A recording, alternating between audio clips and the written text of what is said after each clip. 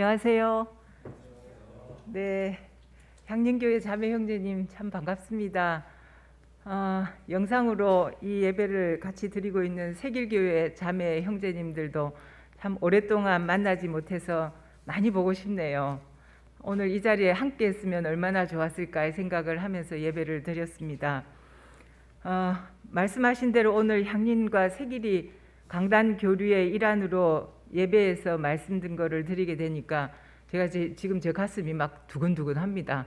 뭐 약간 세길이었어도 그랬을지 모르는데 조금 떨리기도 하네요. 예.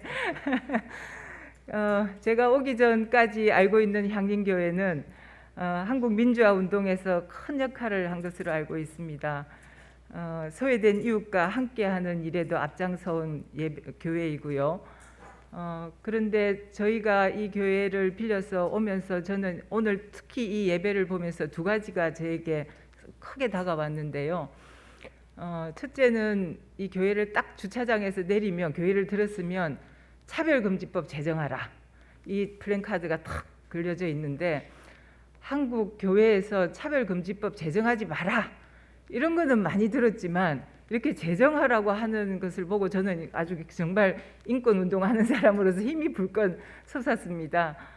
그리고 또 하나는 예배 보면서요, 저는 사실 세길교회만 한 30년 정도 다녀가지고 다른 교회 가서 예배를 본 적이 없어요.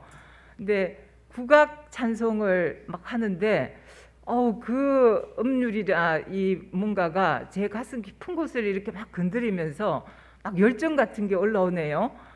그래서 참 좋은 거구나, 저는 우리 세길도 한번 해봐야 되겠구나 이런 생각이 들어서 역시 교류하고 소통하는 것은 참 좋은 거구나 이런 생각을 했습니다.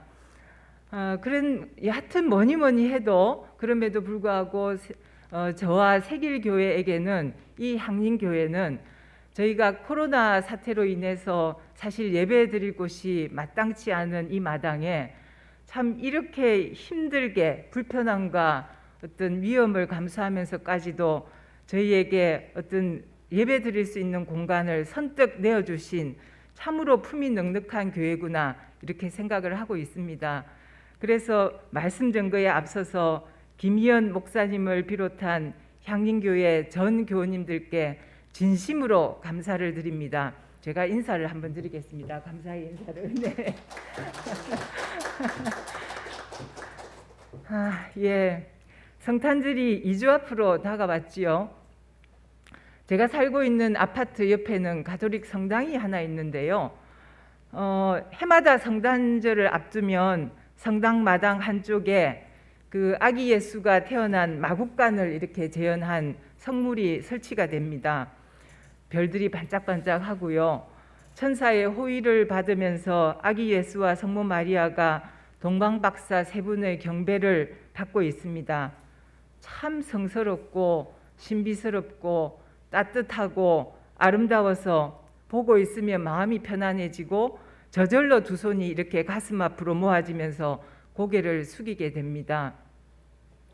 그런데 언젠가부터 저는 사실 이 아기 예수님의 탄생을 재현한 모습이 그걸 보면서 자꾸 딴 생각이 나기 시작했습니다.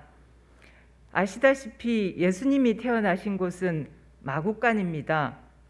로마 황제가 이스라엘 식민지 백성에게 호적 신고를 하도록 하자 요셉과 만삭이 된 마리아가 할 수 없이 요셉의 고향인 베들레헴으로 가서 호적 신고를 하게 되지요. 그런데 급기야 그곳에서 마리아가 아기를 낳게 됐지만 방을 구하지 못해서 마국간에서 간신히 출산을 하게 됩니다. 강보에 쌓인 아기는 말밥통인 말구유에 눕혀지고요. 우리가 너무나 다 잘 아는 사실입니다. 얘기지요. 근데 저는 사실 한국에서 마국간을 본 적이 없습니다. 그래서 외국 여행을 갔을 때 마국간의 구석구석을 둘러본 적이 있는데요. 관광객을 위해서 아무리 깨끗하게 청소한 곳이라 해도 깊이 배어있는 말똥 냄새와 더러 오물이 묻어있는 바닥과 말 여물이 쌓여있는 마국간은 아무리 봐도 성당이나 교회에서 재현해 놓은 성탄절의 모습과는 비교할 수 없이 달랐습니다. 마리아와 아기 예수는 사실 얼마나 춥고 배가 고팠을까요? 마리아에게서 젖이나 제대로 나왔을지 의문입니다. 산후조리는커녕 따뜻하고 청결한 곳에 누워보지도 못했을 마리아의 고통은 생각하기도 싫습니다. 또한 모자를 돌봐야 하는 요셉의 마음은 얼마나 안쓰럽고 아팠을까요? 그런데 아기 예수 가족의 고난은 여기서 그치지 않습니다. 오늘 성경 말씀을 보면 헤롯 왕은 어린 아기 예수를 죽이려고 하지요. 동방박사 세 사람이 찾아와서 유대인의 왕으로 나신 이에게 경배를 하겠다고 했기 때문입니다. 헤롯 왕이 당황하지 않겠습니까? 뭐라고? 내가 왕인데 유대 왕이 탄생했다고? 헤롯 왕이 불안하고 초조해지니까 박사들에게 얘기를 합니다. 아기를 경배한 다음에 자기에게도 아기가 태어난 곳을 알려달라고 하지요. 하지만 세 박사는 별을 따라 예수님을 찾아 경배한 뒤에 자기네 나라로 돌아갑니다. 꿈에서 헤롯에게 돌아가지 말라는 지시를 받았기 때문이지요. 주님의 천사는 이번에는 요셉의 꿈에 나타납니다. 오늘 봉독한 성경 말씀대로입니다. 헤롯이 아기를 찾아서 죽이려고 하니 일어나서 아기와 그 어머니를 데리고 이집트로 피신하여라. 그리고 내가 너에게 말해줄 때까지 거기에 있으라 라고 말을 합니다. 요셉 가족은 밤사이에 길고 험난한 피난길에 오릅니다. 헤롯은 박사들이 자기에게 아기가 태어난 것을 알려주지 않고 간 것을 알고는 진노한 뒤에 2살 이하의 남자 아기를 모조리 죽이지요. 정말 잔인한 대학살극이 자행된 겁니다. 순진무구한 아기들의 피가 솟구치고 울부짖는 부모들의 통곡을 떠올리면 상상하기에도 끔찍하기 짝이 없습니다. 교회는 예수를 대신해서 죽은 어린이들의 순교를 기념해서 5세기경부터 12월 28일을 무죄한 성인들이라는 어린이 순교 축일로 정했다고 합니다. 말씀 증거를 준비하면서 이 어린이 순교자를 노래하는 코벤트리 캐롤을 웨스트민스터 합창단의 노래로 들어봤습니다. 희생당한 아기들이 편히 잠들기를 애통한 마음으로 기원하는 자장가였는데요. 그 애절한 곡과 가사가 제 가슴 깊숙이 다가왔습니다. 저는 2017년 봄에 우리 곁에 난민이라는 책을 출간한 적이 있습니다. 이 책인데요. 제가 향림교회에 한 부 드리려고 오늘 가지고 왔습니다. 한국에서 살고 있는 난민 여성들을 인터뷰해서 난민이 되게 된 사연, 그리고 한국 땅에서 겪는 궁핍과 배제, 차별과 혐오, 그리고 목소리 없는 존재, 보이지 않는 존재, 권리를 가질 권리조차 없는 존재로 살아가는 난민들의 삶을 전하고 싶었습니다. 난민들과 함께 살고 있으면서 우리 곁에 난민이 있는 줄도 모르는 이 땅의 이웃들과 나누고 싶었습니다. 제가 난민 문제에 관심을 갖게 된 지 약 한 10년 만에 한 작업입니다. 난민을 우선 난민이 무엇인가를 좀 알아볼 필요가 있겠는데요. 난민은 전쟁이나 정치적 박해, 인종, 국적, 종교, 천재지변 등과 같은 이유로서 자기가 살던 곳에서 쫓겨난 사람입니다. 한마디로 삶의 터전이 뿌리 뽑힌 사람들을 말하지요. 좀 더 엄밀히 말하자면 자기네 나라에서 박해를 받는데 국가로부터 보호를 받을 길이 없어서 다른 나라에 가서 보호를 요청해서 그것이 받아들여진 사람입니다. 한국에서 살고 있는 난민 여성들을 만나면서 저는 이집트로 피신하는 아기 예수와 마리아를 떠올렸습니다. 아기 예수는 난민 예수였고 마리아는 목숨을 보존하기 위해 우리 곁으로 피난온 이 땅의 난민 여성과 다를 바가 없었습니다. 헤롯 왕의 박해를 피해 죽음의 고비를 넘기며 이집트로 향한 아기 예수 일가는 생명과 안전을 갈구하는 절박한 난민 가족이었습니다. 2017년 성탄절에 이태리 북부 볼로냐 근처에 카스테나소라는 소도시가 있는데요. 그 광장에 성모 마리아가 아기 예수를 안은 채 고무보트를 타고 있는 성탄절 장식물이 세워졌다고 합니다. 이 고무보트는 아프리카 난민들이 목숨을 걸고 지중해를 건널 때 사용하는 배를 상징한 것이지요. 또 지난해 미국 캘리포니아주의 한 교회에는 아기 예수와 마리아가 아기 예수, 마리아, 요셉 이렇게 세 사람이 각각 격리되어서 철조망이 이렇게 쳐져 있는 작은 공간에 이렇게 갇힌 채로 서로를 이렇게 마주보고 있는 그런 조각상이 전시가 되었습니다. 이 두 곳 모두 난민 예수 가족의 모습을 통해서 난민의 인색한 자국 정부와 시민들을 비판한 것이라고 생각합니다. 한국은 어떨까요? 한국도 예외는 아닙니다. 정식으로 난민을 받기 시작한 것이 1994년부터인데요. 올 5월까지 한국에 난민 신청을 한 사람은 한 7만 명 정도 됩니다. 그 중에서 3만 명 정도를 심사했는데 인정받은 경우는 겨우 1,000명입니다. 난민 인정률로 계산하면 3.5%에 불과하지요. 전 세계 난민 인정률은 얼마나 될까요? 한국의 난민 인정률의 10배가 넘는 40%에 육박합니다. 비교하면 참으로 부끄럽고 부끄러운 일이지요. 특히 지난 2018년 제주도에 전쟁을 피해서 500명의 예멘인들이 난민 신청을 했을 때 무려 70만 명이 넘는 한국 사람들이 난민 신청 허가를 폐지하라고, 난민 신청을 하지 말라고 청원을 했습니다. 무려 70만 명입니다. 이 같은 기류에는 무슬림에 대해서 반감을 가진 일부 기독교인들이 일조했지요. 어떤 경우에는 난민 혐오를 노골적으로 드러내면서 앞장서기도 했습니다. 잘 아시다시피 예수님은 내 형제 중에 지극히 작은 자 하나에게 한 것이 곧 내게 한 것이라고 말씀하셨습니다. 내가 줄일 때 너희가 먹을 것을 주었고 목마를 때 마시게 하였고 나그네 되었을 때 영접하였다. 이렇게 말씀하셨습니다. 예수님의 가르침을 떠올려 보면 기독교인으로서 안타깝고 부끄럽기 짝이 없습니다. 다시 이집트로 향하는 아기 예수 일가의 피난길을 한번 떠올려 보겠습니다. 예루살렘에서 아기 예수 가족이 피신해 있었다는 이집트의 성 세르기우스 교회까지는 직선거리로 약 350km 정도 된다고 합니다. 하지만 그 길은 사막이고요. 직선으로 길이 낯설 리도 없습니다. 걸어서 갔거나 낙타를 탄다 해도 훨씬 멀었겠지요.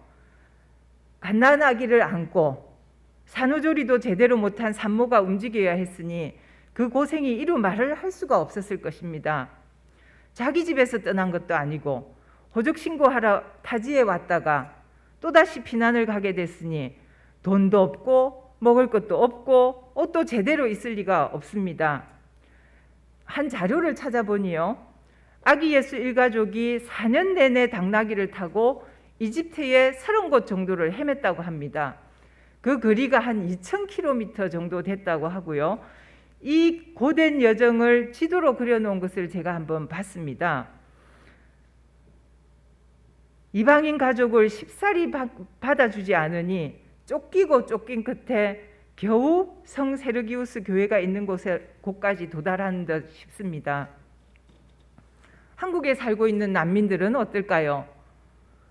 제가 만나본 난민들은 대체로 고달프고 불안하고 불안정했습니다.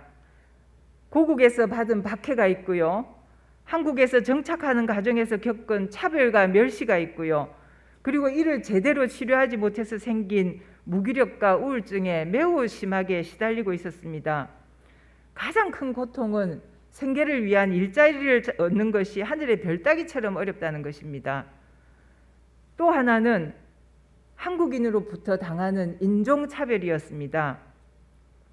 한국인과 교류나 소통은 거의 없습니다. 언어 문제도 크지만 집 구조 자체가 아예 다른 출입문을 이용하도록 해서 한국인과 마주칠 기회가 없는 게 다반사였습니다. 단절과 배제의 기제가 작동하는 거지요. 의료보험도 없고 그래서 아파도 병원에 못 가고 발을 동동 구르다 보면 난민 지원 단체 활동가들이 겨우겨우 어떻게 독지가 찾아서 병원 주선해서 그래서 겨우 치료받았다는 얘기는 수도 없이 제가 들었습니다. 특히 코로나 사태가 터진 이후 난민의 일상은 어떨까요? 제가 여러 군데 전화해보고 만나봤을 때 두려움 그 자체였습니다. 처음에 공적 마스크를 약국에서 살 때 난민은 마스크 하나 사는 것도 어렵습니다. 건강보험증과 외국인 등록증을 제시해야 하는데 건강보험에 가입되지 않은 경우가 허다합니다. 한국에 온 지 6개월 미만은 보험가입 자체가 안 되고요. 그 이후라 하더라도 건강보험이 보장되지 않는 허드렛 일을 하기가 일쑤입니다. 더욱이 농어촌에서 일하는 이주노동자나 난민의 경우는 판매처가 어딘지 알 수도 없습니다. 갈 시간도 없고 마스크를 그래서 살 수가 없습니다. 코로나가 얼마나 확산되는지, 지역 보건소는 어디에 있는지, 마스크 판매처는 또 어디에 있는지, 아이들 학교는 개학이 연기가 되는지 안 되는지, 돌봄은 어떻게 되는지, 일상을 살아내는데 필수불가결한 사항을 알기가 어렵습니다. 일자리는 구하기 힘들고 안부를 묻거나 돌봐줄 이웃은 제대로 하나도 없고 이국 땅에서 정보도 없고 안전도 보장받지 못한 상황을 한번 상상해 봅시다.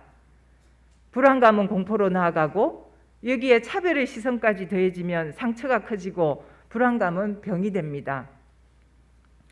코로나 사태 초창기에는 중국 국적자에 대한 사회적 낙인과 혐오가 매우 심각했습니다. 최근 제가 한 보도를 봤더니 인천에서 한국인 남성 2명이 중동지역 출신 이주민 부부가 이렇게 길을 지나가는데 야 코로나! 야 코로나! 이렇게 소리 지르면서 조롱했다고 합니다.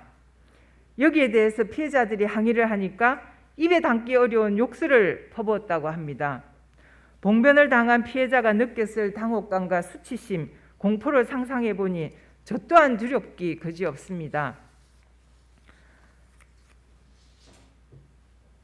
코로나 사태가 심각해지면서 한국 교회가 새로운 길을 모색하느라 분주한 것 같습니다. 일부 교회가 대면 예배를 강행하면서 사회로부터 지탄의 대상이 되기도 했지만 또 다른 한편에서는 포스트 코로나 시대의 목회와 예배, 신앙의 길을 모색하는 데 안간힘을 쏟고 있습니다. 코로나 사태는 단순히 전염병의 유행에 그치는 것이 아니라 문명사적 대전환의 분기점이 된다고 진단하는 것을 많이 봤습니다. 탐욕과 각자도생의 삶을 내려놓고 공생하는 삶, 자연과의 공존과 느린 일상을 정착시키는 삶, 공공성의 회복을 대안으로 제시하는 여러 신학자들의 글을 보았습니다. 공감하면서도 제 마음 한편에는 또다시 새로운 문제의식이 솔솔 피어났습니다. 뉴노멀의 삶을 함께 논의하고 살아갈 우리는 과연 누구일까요?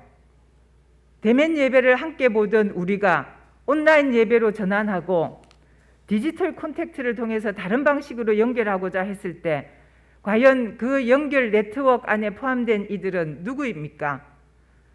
공존하고자 하는 그 대상 안에 포함된 사람들은 그야말로 우리끼리만은 아닐까요? 이집트 땅의 아기 예수 가족과 같은 난민이나 이주자 가족은 우리 안에 포함된 존재들일까요? 난민단체의 한 활동가의 말이 제 가슴에 깊이 다가왔는데요. 이분이 이렇게 얘기를 했습니다. 평소에도 참 힘들지만 코로나 사태 이후에 더 힘들다. 어떤 점이 힘든가? 사람들이 이렇게 얘기한다는 거예요. 우리 살기도 힘든데 난민까지 어떻게 돌보냐? 난민과 우리를 구분하고 난민을 한국 사회에서 배제하고 함께 살아가야 할 공동체의 일원으로 여기지 않는 것, 그것이 가장 힘들다고 저에게 토로했습니다. 오늘은 인권의 의미를 되새겨보는 인권 주간입니다. 인간이 존엄하게 살 수 있도록 보장되어야 하는 권리가 인권이지요. 인권이 보장되면 인간은 자립적인 존재로 최소한의 존엄함을 유지하며 살아갈 수가 있습니다. 하지만 권리가 없는 사람은 이리저리 떠밀리고 타인의 너그러움에 기댈 수밖에 없습니다.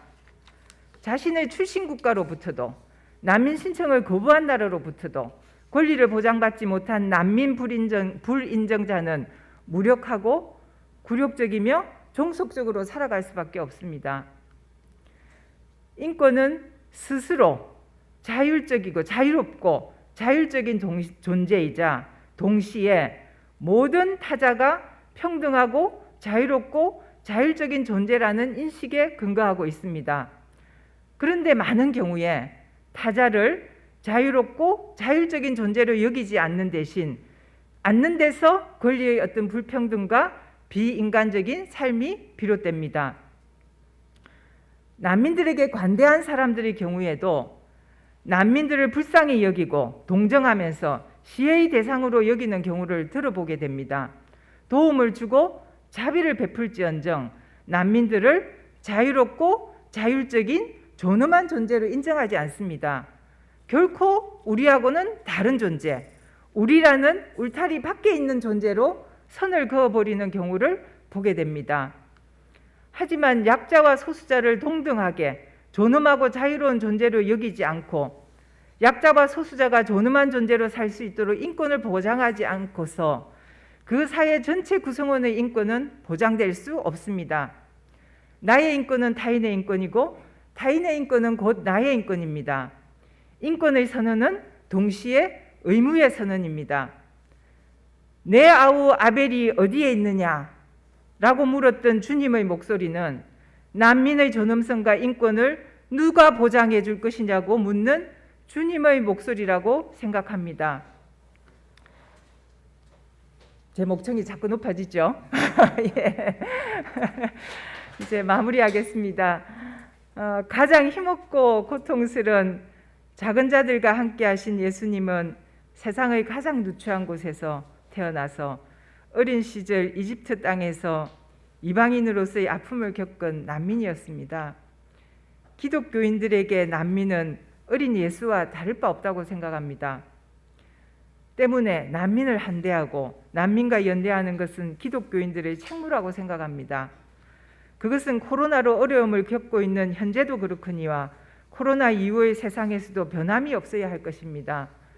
난민과 그리고 난민과 같은 작은 자들이 공존과 공생의 삶 중심에 위치하는 공동체가 되면 좋겠습니다. 난민으로 태어나 사랑으로 가장 작은 자들과 함께했던 예수님의 가르침이 한국 기독교 신앙의 표대가 되기를 소망합니다. 다 같이 기도드리겠습니다. 주님, 어느 누구도 난민이 되고 싶어 되는 사람은 없습니다. 알고 보면 난민은 이 땅에 살고 있던 사람과 다르지 않습니다. 예수님도 한때는 난민이었습니다. 난민을 불쌍한 존재로 간주하지 말고 자유롭고 자율적이며 평등하고 존엄한 존재로 여기고 공감과 연대의 정신으로 그들을 사랑할 수 있게 하여 주시옵소서. 그리하여 이 땅의 난민을 불온한 눈으로 보지 않고 환대로 맞아들이고 공동체의 일원으로 함께 살아갈 수 있도록 하여 주시옵소서. 이 모든 말씀을 2000년 전 난민으로 살았던 예수님의 이름으로 기도드립니다. 아멘.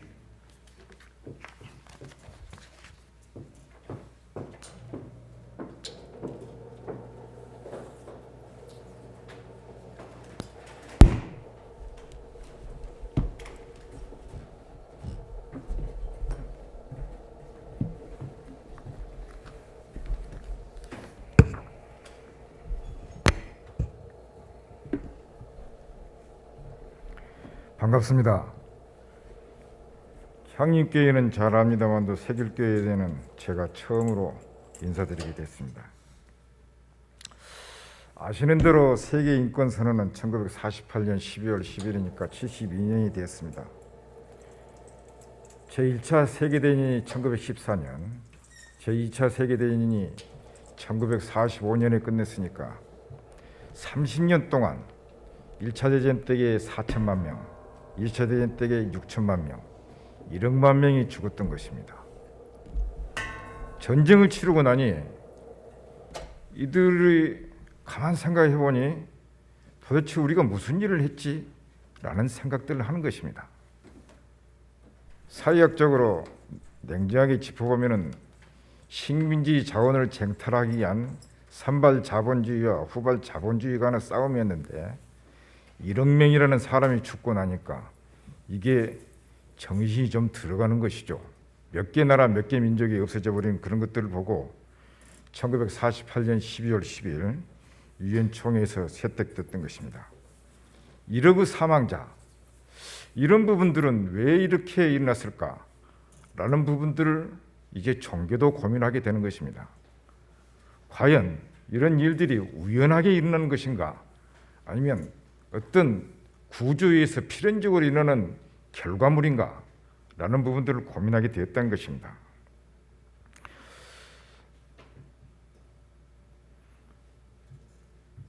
저희들이 지난 과거의 역사를 보면은 크게 이런 식으로 이루어지는 것이죠. 사회 모순과 사회 변혁, 시대 모순과 시대 정신, 이렇게 이루어지는데, 사회 모순이라는 것은 세계사적으로 이루어집니다. 식민지와 제국주의, 그 이후에 2차 대전 이후에 냉전, 사회주의와 자본주의, 자본주의가 또한 자기 나름대로 역할을 하면서 냉전 체제가 해소되고 난 이후에 세계 자본주의 일방적인 질서와 재편, 이 속에 우리의 민족사도 같이 동료되고 그 속의 맥락을 같이 하게 된다는 것입니다. 예를 들어서 식민지와 제국주의에 저희들은 식민지가 되었습니다. 또한 2차 대전 이후에 냉전 체제로 들면서 저희들은 분단이 되었습니다. 세계 자본주의 질서 체제의 과정에서 저희들은 다시 한번 분단과 통일뿐만 아니라 반독재 민주화라는 그런 과정을 거치면서 되었던 것입니다. 이런 민족사의 큰 줄기들을 보면 이렇습니다. 지난 125년의 역사는 동학농민혁명, 항일루병, 60만세운동, 3.1혁명, 광주학생운동, 해방 이후의 대구 10월 항쟁, 제주 4.3항쟁, 여순항쟁, 한국전쟁을 거치면서 4.19 혁명, 이 이후에 부마항쟁과 광주 5.18, 6월 항쟁과 노동자 대투쟁, 촛불항쟁으로 이어지는 이 역사는 125년 동안의 13개의 역사가 이루어졌다는 것입니다. 대체적으로 1, 2년을 주기로, 아니면 2, 30년을 주기로 이런 엄청난 역사가 이루어지는 부분들은 우리들에게 그저 스쳐 지나가는 역사가 아니라 피해의 역사라는 것입니다. 그때마다 타국에 의해서든 자국에 의해서든 집단 학살이 이루어졌는데, 그 과정은 엄청난 고통을 수반했던 것입니다. 사람이 죽는다는 것이, 집단 학살이 죽는다는 것이, 이런 것은 바로 인권이죠. 인간의 권리라는 것이죠. 인간의 권리라는 것을 말로 없이 다 설명할 수 없는 그런 부분들은 성서가 말해줍니다. 한 생명, 온 천하를 주고도 바꿀 수 없다 했습니다. 온 우주를 주고도 바꿀 수 없다 그랬는데, 125년 동안의 이 엄청난 혹독한 역사는 우리들로 하여금 수많은 집단 학살을 맛보게 하면서 아주 인간의 생명에 대해서, 권리에 대해서 무감각하게 만들어졌던 것입니다. 그랬던 것을 저희들이 자각하게 된 것이죠. 돌이켜 생각해 보십시오. 제주 4.3이, 여순이, 한국전쟁이, 그 이후에 광주 5.18이 있을 때도 무감각하고 무디됐던 우리의 감각이었습니다. 생명에 대한 권리, 인간에 대한 권리를 우리가 생각하지 못했던 같은 것들이죠. 그런 것들을 이제 비로소 생각한 것이, 우리가 우리의 권리라는 것이, 우리의 생명이라는 것이 천부적인 인권이었지 라고 생각했던 것입니다. 이를 다행히도 종교가 봤습니다. 1965년 바티칸 공의회가, 제2차 바티칸 공의회가 인간에게는 내면적인 내재앙만 있는 것이 아니라 이 사회의 구조학이라는 것이 있겠구나. 그것을 우리가 지금 다시 표현을 하게 되면 사회 구조적 모순이라는 것이죠. 이 사회 구조적 모순이 제국주의였고 사회주의와 자본주의 체제 간의 대립이었고 자본주의 체제의 세계의 일방적인 질서와 재편이었다는 그 속에서 세계사와 민족사가 같이 규정이 되어 왔다는 것입니다. 이런 내면적인 내재학이 사회 구조학이라는 것을 인식하는 그 순간 우리들은 새로운 지평들을 열게 된 것이 바로 해방신학과 민중신학이었고 해방신학과 민중신학에 영향을 끼친 부분들에 대해서 우리들은 이제 자각이 됩니다. 민주화를 외치게 되고 민주화 속에서 인권이라는 것들을 외치게 되는 것입니다.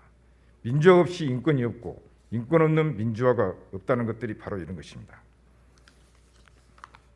그래서 이런 부분들을 우리 노래 가사에 서정적으로 읊은 대목들이 바로 이런 것들이죠. 바람이 불면 그 메마른 가지 서로 부대끼며 울어대고 쉴 곳을 찾아 지쳐 날아온 어린 새들도 가시에 찔러 날아가고 바람만 불면 외롭고 또 괴로워 슬픈 노래를 부르던 날이 많았는데 내 속엔 내가 너무도 많아서 당신의 쉴 곳이 없네. 인간의 내면, 즉 혼돈과 정체성에 대한 고뇌를 종교적인 서장으로 풀어냈다는 가시나무 노래 가사입니다. 선지자 하박국은 통곡으로 기도합니다. 바벨론 제국이 멸망하기 직전에 유다가 분단을 했던 그 시대에 오늘 본문의 통곡의 기도가 바로 그겁니다. 살려달라고 부르짖습니다. 왜 이렇게 주님은 언제까지 그러십니까? 불의를 보게 하십니까? 악을 그대로 보기만 하십니까? 욥처럼 아무리 생각해봐도 있을 수 없는 일들이 저희들한테 지금 이러고 있습니다. 저희들이 아무리 옳게 성실하게 살아도 이런 일들이 벌어지는 것을 우리가 도대체 이해할 수가 없습니다. 라는 그런 식입니다. 사회 구조학에 저희들이 규정이 되기 시작하면 아무리 성실한 개인이나 자연이라 할지라도 이 거대한 구조에 묻혀 사는 것입니다. 그러면서 자기 운명이 규정되었다는 것들은 전술했던 이야기들이 다 말해주죠. 식민지가 됐으니까 식민지의 삶을 삽니다. 분단이 되니까 분단의 삶을 삽니다. 독재가 되니까 독재의 삶을 삽니다. 이 속에서 우리는 어떻게 살아야 될 것인가? 그 속에 인간의 권리를 생명이라는 것들을 우리가 깨우치게 된다는 것입니다. 마하트마 간디는 사회학에 대해서 7가지를 이야기합니다. 원칙 없는 정치, 노동 없는 부, 양심 없는 향락, 품성 없는 지식, 도의 없는 상업, 인간성 없는 과학, 희생 없는 종교라고 이야기해집니다. 그 속에서 오늘은 2가지만 이야기를 할 수밖에 없습니다. 다 할 수 있는 재주도 없을 뿐더러 시간상으로도 원칙 없는 정치와 품성 없는 지식에 대해서만 이야기하고자 합니다.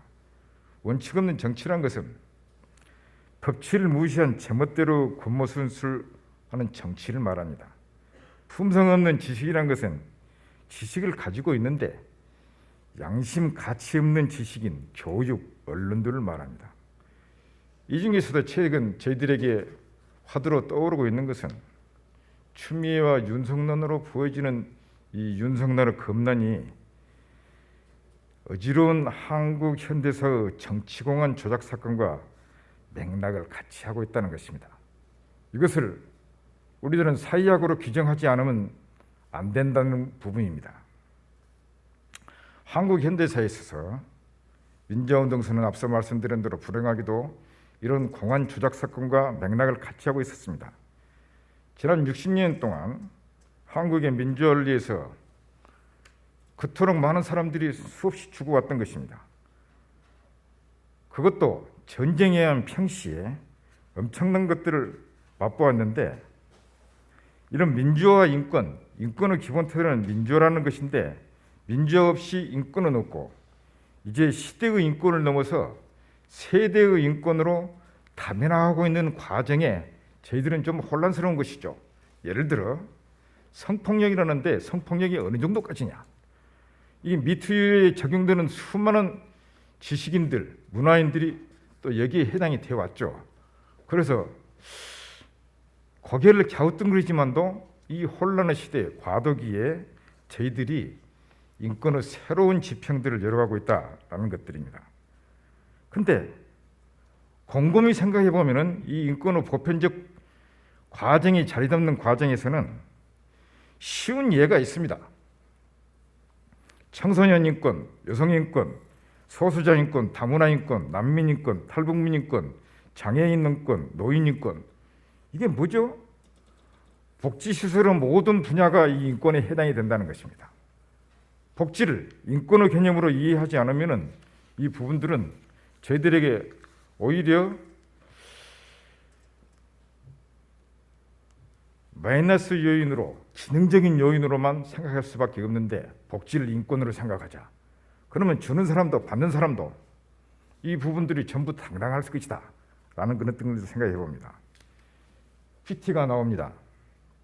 이 부분은 의문사 진상규명위원회와 국정원 진실위원회, 진실화의 과거사위원회의 인권침해 사건을 전부 요약했던 과정입니다. 정치공헌 사건이 기본적으로는 전부 국정원이라든지 검찰, 경찰 이런 데서 하지만도 공소를 제기하고 공소장을 작성하는 것은 검찰이라는 것입니다. 얘들이 권력의 신여에 주구했기 때문에 이런 게 가능한 것인데 이 부분들은 정치, 사법, 언론, 학원, 노동, 간첩 이렇게 했습니다. 이 중에서도 가장 최약층으로 일궈지는 것이 간첩 사건 중에서도 납부거부 간첩 사건이었던 것이죠. 정치 분야의 중요한 사건들은 명동 사건과 김영삼 국회의원 제명 사건이 있었습니다. 이런 부분들은 정치인 사찰로 비롯된 것들인데 정치인 사찰로 인해서 우리의 제도적 인권들을 가로막으려 했던 것이죠. 입법, 인권에 관한 법을 제정하기 못하게 했던 것들이죠. 반국가단체라는 것도 있었습니다. 불임 사건이라는 것은 여러분들은 잘 들어서 알겠지만도 금강의 사건, 오송의 사건은 공주대학교 중심으로 해서 모인 사건들인데 이들을 반국가단체, 말하자면 잘못 걸리면 이건 보안법 시대에 죽음으로 이어지는 사건인데 대표적인 것이 인적당 사건이었던 것이죠. 사법 분야에는 동백님 사건이 있었고 우리하고 관계되는 크리스찬 아카데미 사건도 있었죠. 언론 분야에는 사상계의 필화 사건과 동아일보, 조선일보 기자 대량 해직 사건도 있고 노동 분야에는 전태일 동지를 비롯한 청계비봉 노조와 정교조, YH 노조, 전국 노동조합 협의회 조직 활동들을 방해하는 부분들이 또 바로 그런 것들이 있습니다. 학원 분야가 이것을 세계위원회의 자료를 전부 종합을 해보니까 이렇습니다. 1960년 4월 혁명 때부터 1983년 9월 23년간의 학생운동 시위 현황과 탄압이 전국의 총 300여 개 대학에서 이루어졌습니다. 총 360여 회에 40만 명이 참가했습니다. 구속이 200명이고 검거가 700여 명이었습니다. 간첩 분야, 세계 우리 사회에서 가장 약자층입니다. 해외 간첩 사건은 유학생 간첩 사건도 있고 좀 배운 사람들입니다만 납부거부 같은 경우는 정말 힘없는 사람들의 이야기입니다. 선박이 459척이 피납이 됐는데 어부 3,651명 중에 거의 80%를 간첩으로 몰아낸 사건입니다. 이들은 어디에 화생할 데 없는 그런 과정 속에 살아왔던 것이죠. 앞서서 말씀드린 대로 이런 모든 부분들의 6개 분야에 사법, 정치, 언론, 학원, 노동, 간첩 모든 부분에 죄를 만드는 기관은 검찰이었다는 것입니다. 공소를 제기하고 공소장을 작성하는 이런 부분들에 대해서 얘들이 우리의 사회학과 제도학의 악을 담당해왔던 것들입니다. 돌이켜보면 권력의 시녀요 주구였던 이들이 한 번도 우리 국민의 편에 들어선 적은 없었습니다. 최근에 말씀드린 법조계의 갈등과 충돌의 문제의 사건의 본질은 검찰 개혁이라던 것입니다. 검찰 개혁이기 때문에 저희들은 더욱더 이제 우리들의 목소리를 높여야 되는 그 문제인데, 그것은 우리의 인권과 직결되기 때문에 그렇습니다. 이들은 곰곰이 생각해 보십시오. 남북 분단 문제, 코로나19 문제, 세계기후 재앙 문제, 이런 정책에 아무런 관심도 없습니다. 그저 검찰 관료들 위한 이기적인 조직일 뿐입니다. 혹자는 이렇게 평을 합니다. 용기도 없는 것들이 조폭 의리만 가지고 이렇게 한 나라를 좌지우지하고 있구나. 독재 정권 시절을 보십시오. 얘들이 꿈쩍도 안 하고 시키는 대로만 했었던 것이죠. 공안 검찰을 내세우면서. 이런 상황에서 천주교를 중심으로 한 개신교, 불교, 원불교 이런 종교계가 나섭니다. 영호남의 충청의 시민사회, 학계, 문화예술계 대행이 나섭니다. 검찰개혁은 역사의 준엄한 명령이다 라고 이 시대의 정신을 이야기하고 있는 것입니다. 만일 우리들이 이런 것을 마치지 않는다면 성경이 이야기한 대로 돌들이 소리칠 것입니다.